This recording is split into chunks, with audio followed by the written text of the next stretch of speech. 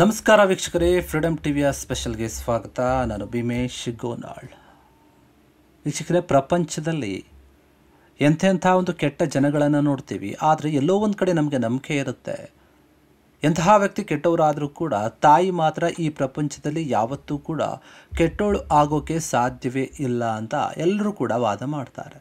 ಆದರೆ ಕೆಲವೊಂದು ವಿಚಾರಗಳನ್ನು ನಾವು ಗಮನಿಸಿದಾಗ, ಸುದ್ದಿಗಳನ್ನು ಕೇಳಿದಾಗ ನಿಜಕ್ಕೂ ಕೂಡ ಈ ಥರದವರು ಕೂಡ ಇರ್ತಾರಾ ಎನ್ನುವಂತಹ ಒಂದು ಯೋಚನೆ ಬರೋಕ್ಕೆ ಶುರುವಾಗುತ್ತೆ. ಪ್ರಶ್ನೆ ನಮ್ಮ ಮನಸ್ಸಲ್ಲಿ ಮೂಡುತ್ತೆ. ಅದೇ ರೀತಿಯಾದಂತಹ ಒಂದು ಘಟನೆ ನಡೆದಿದೆ. ಒಬ್ಬ ತಾಯಿ ತನ್ನ ತಾಯಿಯ ಸ್ಥಾನಕ್ಕೆ ಧಕ್ಕೆ ತರುವಂತಹ ಒಂದು ಕೆಲಸ ಅಂತಲೇ ಹೇಳ್ಬೋದು. ನೋಡಿ, ಒಬ್ಬ ಮಹಿಳೆ ತನ್ನ ಕಾಮದಾಸೆಗೆ 5 ತಿಂಗಳ ಮಗುವನ್ನು ಬಲಿ ಕೊಟ್ಟಿದ್ದಾಳೆ. ಅಂದರೆ ತಾನೇ ಕೊಂದಿರುವಂಥದ್ದು. ಅದು ಯಾಕೆ ಅಂದರೆ ಸಲಿಂಗ ಕಾಮಕ್ಕೆ ಅಂತ ಹೇಳಲಾಗ್ತಾ ಇದೆ. ನಿಜಕ್ಕೂ ಕೂಡ ಇಂಥ ಘಟನೆಗಳನ್ನು ಕೇಳಿದಾಗ, ಗಮನಿಸಿದಾಗ ಈ ಒಂದು ನಾಗರಿಕ ಸಮಾಜದಲ್ಲಿ ಏನಾಗ್ತಾ ಇದೆ, ಯಾಕೆ ಜನರ ಮನಸ್ಥಿತಿ ಇಷ್ಟರ ಮಟ್ಟಿಗೆ ಬದಲಾಗ್ತಾ ಇದೆ. ಒಬ್ಬ ಹೆಣ್ಣು, ಒಬ್ಬ ತಾಯಿ, ಅಕ್ಕ, ತಂಗಿ ಎಲ್ಲ ಒಂದು ಸ್ಥಾನಗಳನ್ನು ತುಂಬಿರ್ತಾಳೆ. ಒಂದು ಹೆಣ್ಣಿಗೆ ಮುಖ್ಯವಾಗಿ ಯಾವಾಗಲೂ ಕೂಡ ಒಂದು ಮನಸ್ಥಿತಿ ಹೇಗಿರುತ್ತೆ ಅಂದರೆ ಎಲ್ಲರಿಗೂ ಕೂಡ ಸಹಾಯ ಮಾಡುವಂತಹ ಅಥವಾ ಭೂಮಿ ತೂಕದ ಒಂದು ತಾಳ್ಮೆ ಇರುವಂತಹ ಒಂದು ಹೆಣ್ಣು ಅಂತ ನಾವು ಹೇಳ್ತೀವಿ. ಅದಕ್ಕೋಸ್ಕರ ನಾವು ಹೆಣ್ಣನ್ನು ಭೂಮಿಗೆ ಹೋಲಿಸ್ತೀವಿ, ಭಾಷೆಗೆ ಹೋಲಿಸಿದ್ದೀವಿ, ನದಿಗೆ ಹೋಲಿಸ್ತೀವಿ. ಹೀಗೆ ಸಾಕಷ್ಟು ಹೋಲಿಕೆಗಳಿವೆ. ಆದರೆ ಈ ರೀತಿಯ ಒಂದು ಘಟನೆಗಳು ಬಂದಾಗ ನಿಜಕ್ಕೂ ಕೂಡ ಎಲ್ಲೋ ಒಂದು ಕಡೆ ಅನುಮಾನ ಮೂಡುತ್ತೆ. ಏನಾಗ್ತಾ ಇದೆ ಸಮಾಜದಲ್ಲಿ, ಯಾಕೆ ಅಂತ. 5 ತಿಂಗಳ ಒಂದು ಪುಟ್ಟ ಮಗುವನ್ನು ಸಾಯಿಸುವಂತಹ ಒಂದು ಮನಸ್ಥಿತಿಗೆ ತಾಯಿ ಬಂದಿದ್ದಾಳೆ ಅಂತಂದರೆ ನಿಜಕ್ಕೂ ಕೂಡ ಎಲ್ಲಿಗೋಗ್ತಿದೆ ಸಮಾಜ, ಅರ್ಥ ಆಗ್ತಾ ಇಲ್ಲ. ಈ ಒಂದು ಘಟನೆ ನಡೆದಿರುವಂಥದ್ದು ನೋಡು, ಆನೇಕಲ್ ಒಂದು ಗಡಿ ಭಾಗದಲ್ಲಿ ತಮಿಳುನಾಡು ವ್ಯಾಪ್ತಿಗೆ ಸೇರುತ್ತೆ ಅಂತ ಹೇಳಲಾಗ್ತಾ ಇದೆ. ಸಲಿಂಗಕಾಮ ಸಂಬಂಧಕ್ಕೆ ಮಗು ಅಡ್ಡಿಯಾಗಿದ್ದಕ್ಕೇ ಮಗುವನ್ನು ಸಾಯಿಸಲಾಗಿದೆ ಎನ್ನುವಂತಹ ಒಂದು ವಿಚಾರ ಕೇಳಿ ಬರ್ತಾ ಇದೆ. ಈ ವಿಚಾರವಾಗಿ ಕೆಳಮಂಗಲಂ ಪೊಲೀಸರು ತಾಯಿ ಭಾರತಿ ಮತ್ತು ಸಂಗಾತಿಯಾಗಿರುವಂತಹ ಸುಮಿತ್ರಾಳನ್ನು ಬಂಧಿಸಿದ್ದಾರೆ ಅಂತ ಹೇಳ್ತಾ ಇದ್ದಾರೆ. ಎಂಥ ವ್ಯಾಪಾರ್ಯಾಸ ನೋಡಿ. ತಾಯಿ ಹೆಸರು ಭಾರತಿ, ಮಗುವನ್ನು ಸಾಯಿಸಿರುವಂತಹ ತಾಯಿ ಹೆಸರು ಭಾರತಿ, ಮತ್ತು ಆಕೆಯ ಗೆಳತಿ ಏನಿದೆ ಆಕೆ ಸುಮಿತ್ರಾ ಅಂತ ಹೇಳಲಾಗ್ತಾ ಇದೆ.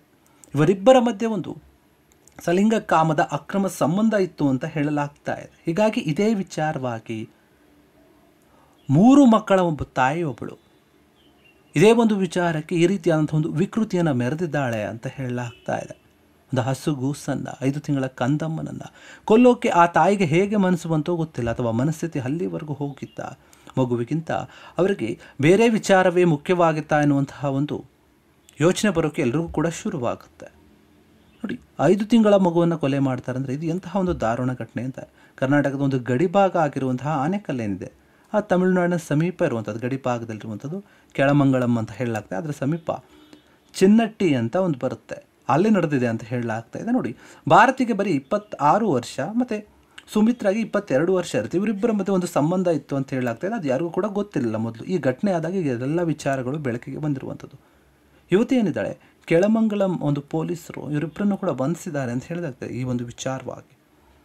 ಇನ್ನು ಇವರಿಬ್ಬರ ಸಂಬಂಧ ಹೇಗೆ ನಡೀತಾ ಇತ್ತು, ಹೇಗೆ ಪರಿಚಯ, ಹೇಗೆ ಅಂತ ನೋಡೋದಾದ್ರೆ ನೋಡಿ, ಭಾರತಿ ಗಂಡ ಇಲ್ಲದೆ ಇದ್ದಾಗ ಏನಾಗ್ತಾ ಇತ್ತು ಅಂತಂದರೆ, ಚಿನ್ನಟ್ಟಿಯ ಒಂದು ಸುರೇಶ್, ಭಾರತಿಯವರಿಬ್ಬರು ಮದುವೆ ಆಗಿರ್ತಾರೆ.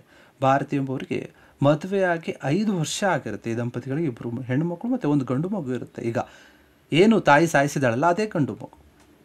ಅದೇ ಏರಿಯಾದಲ್ಲಿ ಸುಮಿತ್ರಾ ಅಂತ ಒಂದು ಯುವತಿ ಇರ್ತಾಳೆ, ಪರಿಚಯ ಆಗಿರುತ್ತೆ ಭಾರತಿಗೆ, ಸ್ನೇಹ ಬೆಳೆದಿರುತ್ತೆ. ಸ್ನೇಹ ಬೆಳೆದು ಯಾವ ರೀತಿಯ ಒಂದು ಸಲಿಂಗ ಕಾಮಕ್ಕೆ ತಿರುಗುತ್ತೆ, ಆ ರೀತಿಯ ಒಂದು ಅಕ್ರಮ ಸಂಬಂಧಕ್ಕೆ ತಿರುಗಿದಾಗ ಇವರಿಬ್ಬರು ಭಾರತೀಯ ಗಂಡ ಇಲ್ಲದೇ ಇರುವಂತಹ ಸಮಯದಲ್ಲಿ ಮನೆಗೆ ಬರ್ತಾ ಇದ್ರು, ಸೇರ್ತಾ ಇದ್ರು, ಅವ್ರಿಗೆ ಇಷ್ಟ ಬಂದ ರೀತಿಯಲ್ಲಿ ಇರ್ತಾ ಇದ್ರು ಅಂತ ಹೇಳಲಾಗ್ತಾ ಇದೆ.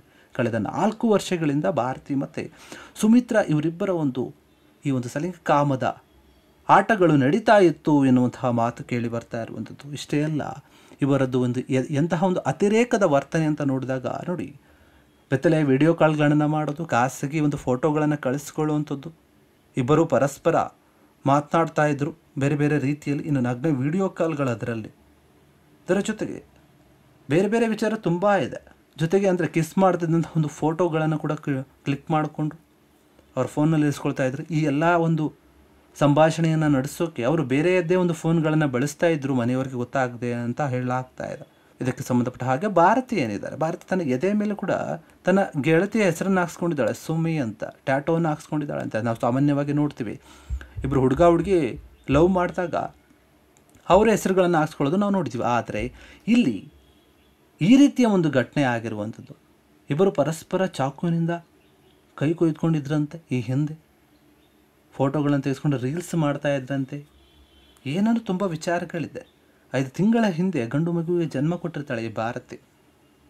ಅದೇ ವಿಚಾರಕ್ಕೆ ಇವರಿಬ್ಬರ ಗೆಳತಿಯ ಮಧ್ಯೆ ಜಗಳ ಆಗ್ತಾ ಇತ್ತು ಅಂತ ಹೇಳಲಾಗ್ತಾ ಇದೆ. 5 ತಿಂಗಳ ಹಿಂದೆ ಎಷ್ಟು ಭಾರತಿ ಗಂಡು ಮಗು ಜನ್ಮ ಕೊಟ್ಟಾಗ ಏನಾಗಿತ್ತು ಅಂದರೆ, ಮಗು ಆದಾಗಿಂದ ಭಾರತಿ ನನ್ನ ಜೊತೆ ಸರಿಯಾಗಿ ಮಾತಾಡಲ್ಲ ಅಂತ ಹೇಳಿ ಸುಮಿತ್ರ ಜಗಳ ಮಾಡ್ತಾ ಇರ್ತಾಳಂತೆ. ಇದೇ ವಿಚಾರಕ್ಕೆ ಇಬ್ಬರ ಮಧ್ಯೆ ಪದೇ ಪದೇ ಕಿತ್ತಾಟ ನಡೀತಾ ಇತ್ತು. ಇದರಿಂದ ಬೇಸತ್ತಂತಹ ಭಾರತಿ, ಈ ಮಗುವಿಂದ ಅಲ್ಲವ ಎಲ್ಲ ಹೀಗಾಗ್ತಾ ಇರೋದು, ಈ ಮಗುವೇ ಇಲ್ಲ ಅಂದರೆ ನಾವಿಬ್ಬರು ಚೆನ್ನಾಗಿರ್ಬೋದು, ಸುಮಿತ್ರ ಹತ್ರ ನಾನು ಚೆನ್ನಾಗಿರ್ಬೋದು ಅಂತ ಹೇಳಿ ಭಾರತಿ ಯೋಚನೆ ಮಾಡ್ತಾಳೆ. ಯೋಚನೆ ಮಾಡಿ ಮಗುವನ್ನು ಉಸಿರುಗಟ್ಟಿಸಿ ಕೊಲೆ ಮಾಡಿಬಿಡ್ತಾಳೆ. ಕೊಲೆ ಆದ ನಂತರ ಏನಾದರೂ ಹೇಳಬೇಕಲ್ಲ, ಆ ಒಂದು ಕೊಲೆಯನ್ನು ಮುಚ್ಚಿಡಬೇಕಲ್ಲ. ಅದಕ್ಕೆ ಅವರು ಹುಡುಕಿದ ಒಂದು ರೀಸನ್ ಏನು ಅಂತಂದರೆ, ನೋಡಿ, ಹಾಲು ಕುಡಿಯುವಾಗ ಗಂಟಲಲ್ಲಿ ಸಿಲ್ಕ್ ಹಾಕ್ಕೊಂಡು ಮಗು ಉಸಿರುಗಟ್ಟಿ ಸಾವನ್ನಪ್ಪಿದೆ ಅಂತ ಹೇಳಿ ಕಥೆಯನ್ನು ಕಟ್ತಾರೆ. ನಿಜಕ್ಕೂ ಕೂಡ ಮನೆಯವ್ರಿಗೆ ಯಾರಿಗೂ ಕೂಡ ಆಗ ಗೊತ್ತಾಗಲ್ಲ.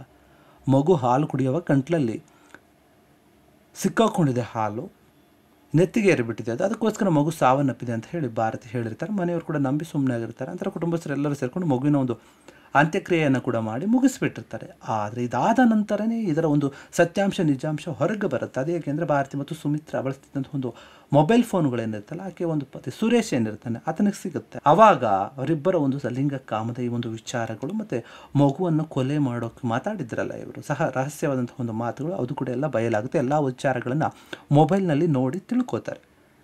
ಇದಾದ ನಂತರ ಪೊಲೀಸರಿಗೆ ಅವರು ಹೋಗಿ ಹೇಳ್ತಾರೆ, ದೂರನ್ನು ಕೂಡ ಕೊಡ್ತಾರೆ. ನೋಡಿ, ಈ ರೀತಿಯಾಗಿ ಆಗಿದೆ ಅಂತ ಸುರೇಶ್ ಏನಿದೆ ಗಂಡ ಆತ ಹೋಗಿ ಪೊಲೀಸ್ ಕಂಪ್ಲೇಂಟ್ ಕೊಡ್ತಾನೆ. ಹೋಗಿ ಇದೇ ವಿಚಾರವಾಗಿ ಹೋಗ್ತಿರ್ಬೇಕಾದ್ರೆ ಫೋನ್ ಮಾಡಿ ಭಾರತಿ ಹೇಳ್ತಾಳೆ, ಮಗುವನ್ನು ಕೊಲೆ ಮಾಡಿದ್ದು ನಾನೇ ಅಂತ ಒಪ್ಕೋತಾಳೆ. ಈ ಎಲ್ಲ ಘಟನೆ ಆದ ನಂತರ ಮೊಬೈಲ್ನಲ್ಲಿ ಸಿಕ್ಕಂಥ ಒಂದು ವಿಡಿಯೋ, ಆಡಿಯೋ, ಫೋಟೋಗಳ ಒಂದು ಸಮೇತವಾಗಿ ಸುರೇಶ್ ಏನು ಮಾಡ್ತಾನೆ, ಹೋಗಿ ಪೊಲೀಸ್ ಸ್ಟೇಷನ್ಗೆ ಹೋಗಿ ಕಂಪ್ಲೇಂಟ್ ಕೊಡ್ತಾನೆ. ಇದೇ ವಿಚಾರವಾಗಿ ಕೆಳಮಂಗಲಂ ಪೊಲೀಸ್ ಠಾಣೆಯಲ್ಲಿ ಭಾರತಿ ಮತ್ತು ಸುಮಿತ್ರ ಇವರಿಬ್ಬರ ವಿರುದ್ಧ ಕೂಡ ಪ್ರಕರಣ ದಾಖಲಾಗಿದೆ. ಕೆಳಮಂಗಲಂ ಪೊಲೀಸ್ ಮತ್ತು ಅಲ್ಲಿರುವಂತಹ ಒಂದು ತಹಶೀಲ್ದಾರ್ ಗಂಗೈ ಇವರ ಒಂದು ಸಮ್ಮುಖದಲ್ಲಿ ಮಗುವಿನ ಒಂದು ಶವವನ್ನು ಮತ್ತೆ ಹೊರಗಡೆ ತೆಗೆದು, ಏನು ಹೂತಾಕಿರ್ತಾರಲ್ವ ಅಂತ್ಯ ಸಂಸ್ಕಾರ ಎಲ್ಲವೂ ಕೂಡ ಹಾಗಿರುತ್ತೆ ಅಂತ್ಯಕ್ರಿಯೆ, ಆ ಮಗುವಿನ ಒಂದು ಶವವನ್ನು ಮತ್ತೆ ತೆಗೆದು ಮರಣೋತ್ತರ ಪರೀಕ್ಷೆಗೆ ಕಳಿಸಿದ್ದಾರೆ. ಹೆಂಗೆ ಏನು ಅಂತೆಲ್ಲ ವಿಚಾರಗಳು ಬೇಕಲ್ವ, ಹೀಗಾಗಿ ಕಳಿಸಿದ್ದಾರೆ ಅಂತ ಹೇಳಲಾಗ್ತಾ ಇದೆ. ಭಾರತಿ ಮತ್ತು ಸುಮಿತ್ರಳನ್ನು ಪೊಲೀಸರು ಬಂಧಿಸಿ ವಶದಲ್ಲಿ ಇಡಿಸ್ಕೊಂಡಿದ್ದಾರೆ. ನೋಡಿ ಎಷ್ಟರ ಮಟ್ಟಿಗೆ ಹೋಗ್ತಾ ಇದೆ ಈ ಒಂದು ಸಮಾಜದಲ್ಲಿ ಮನುಷ್ಯರ ಮನಸ್ಥಿತಿ ಅಂತಂದರೆ, ಇದು ಕೂಡ ಒಂದು ಬೆಸ್ಟ್ ಎಕ್ಸಾಂಪಲ್ ಅಂತ ಹೇಳ್ಬೋದು. ಒಬ್ಬ ತಾಯಿಯಾಗಿ ತನ್ನ ಗೆಳತಿಗೋಸ್ಕರ ಈ ರೀತಿಯಾದಂಥ ಒಂದು ಕೃತ್ಯಗಳನ್ನು ಮಾಡ್ತಾರೆ ಅಂತಂದರೆ, ಒಂದು ಜೀವಕ್ಕಿಂತ ಅವರಿಗೆ ತಮ್ಮ ದೈಹಿಕ ಸುಖನೇ ಹೆಚ್ಚಾಯ್ತಾ ಅನ್ನುವಂಥದ್ದು ಗೊತ್ತಿಲ್ಲ. ಅದೇನೇ ಇದ್ದರೂ ಕೂಡ ಒಬ್ಬ ತಾಯಿ ಒಂದು ಮಗುವನ್ನು ಈ ರೀತಿಯಾಗಿ ತನ್ನ ವೈಯಕ್ತಿಕ ಸುಖಕ್ಕಾಗಿ ಮಾಡಿರುವಂಥದ್ದು ನಿಜಕ್ಕೂ ಕೂಡ ಯಾರೂ ಒಪ್ಪುವಂತಹ ಒಂದು ಕೆಲಸ ಅಲ್ಲ. ಹೀಗಾಗಿ ವೀಕ್ಷಕರೇ, ಇದಿಷ್ಟು ಈ ಒಂದು ಸಮಾಜದಲ್ಲಿ ಏನು ನಡೀತಾ ಇದೆ ಎನ್ನುವಂಥ ಒಂದು ವಿಚಾರವಾಗಿ, ಅಥವಾ ಈ ರೀತಿಯ ಒಂದು ಜನರು ಕೂಡ ಇದ್ದಾರೆ ಎನ್ನುವಂತಹ ಒಂದು ವಿಚಾರಗಳು ಬಂದಾಗ ನಿಜಕ್ಕೂ ಕೂಡ ಎಲ್ಲರೂ ಯೋಚನೆ ಮಾಡ್ತಾರೆ.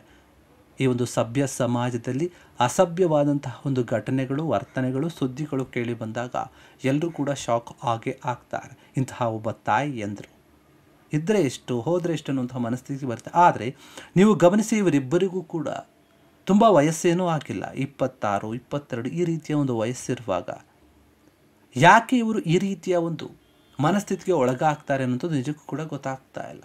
ಅದೇನೇ ಇದ್ದರೂ ಕೂಡ ಕೆಲವೊಬ್ಬರು ಹೇಳ್ತಾರೆ, ಇಲ್ಲ, ತುಂಬ ಚಿಕ್ಕ ವಯಸ್ಸಿನಲ್ಲಿ ಹೆಣ್ಣು ಮಕ್ಕಳಿಗೆ ಮದುವೆ ಮಾಡಿದಾಗ ಈ ರೀತಿಯ ಒಂದು ಘಟನೆಗಳಾಗುತ್ತೆ, ಅವರ ಮನಸ್ಥಿತಿ ಸರಿ ಇರೋಲ್ಲ, ಯಾವ ಸಮಯದಲ್ಲಿ ಯಾವ ನಿರ್ಧಾರಗಳನ್ನು ತಗೊಳ್ಬೇಕು ಅನ್ನೋದು ಅವರಿಗೆ ಗೊತ್ತಾಗಲ್ಲ ಅಂತ ಹೇಳ್ತಾ ಇರ್ತಾರೆ. ಆದರೆ ಅದೇನೇ ಇದ್ದರೂ ಕೂಡ ಒಂದು ಮಗುವನ್ನು ಸಾಯಿಸುವ ಹಂತಕ್ಕೆ, ಕೊಲೆ ಮಾಡುವ ಹಂತಕ್ಕೆ ಒಂದು ಹುಡುಗಿ ಹೋಗ್ತಾಳೆ, ಒಂದು ಹೆಣ್ಣು ಮಗು ಹೋಗುತ್ತೆ ಅಂದರೆ ನಿಜಕ್ಕೂ ಕೂಡ ಇದನ್ನು ಯಾರೂ ಒಪ್ಪೋದಿಲ್ಲ. ಆ ಹಸುಗೂಸು ಕಂತಮ್ಮ ಯಾವ ತಪ್ಪನ್ನು ಕೂಡ ಮಾಡಿರಲ್ಲ. ಇವರ ತಪ್ಪಿಗಾಗಿ ಅಲ್ಲಿ ಒಂದು ಮುಗ್ಧ ಪ್ರಾಣದ ಬಲಿಯಾಗಿದೆ. ವೀಕ್ಷಕರೇ, ಇದಿಷ್ಟು ಇದಕ್ಕೆ ಸಂಬಂಧಪಟ್ಟಂತಹ ವಿಚಾರ. ನೋಡ್ತಾ ಇರಿ ಫ್ರೀಡಮ್ ಟಿವಿ, ಇದು ಜನಸಾಮಾನ್ಯರ ಶಕ್ತಿ. ಕ್ಷಣ ಕ್ಷಣದ ಸುದ್ದಿಗಳಿಗಾಗಿ ಫ್ರೀಡಮ್ ಟಿವಿ ಸಬ್ಸ್ಕ್ರೈಬ್ ಮಾಡಿ, ಲೈಕ್ ಮಾಡಿ ಹಾಗೂ ಫಾಲೋ ಮಾಡಿ. ಹೊಸ ಸುದ್ದಿಗಳ ನೋಟಿಫಿಕೇಶನ್ಗಾಗಿ ಬೆಲ್ ಐಕಾನ್ ಮೇಲೆ ಕ್ಲಿಕ್ ಮಾಡಿ.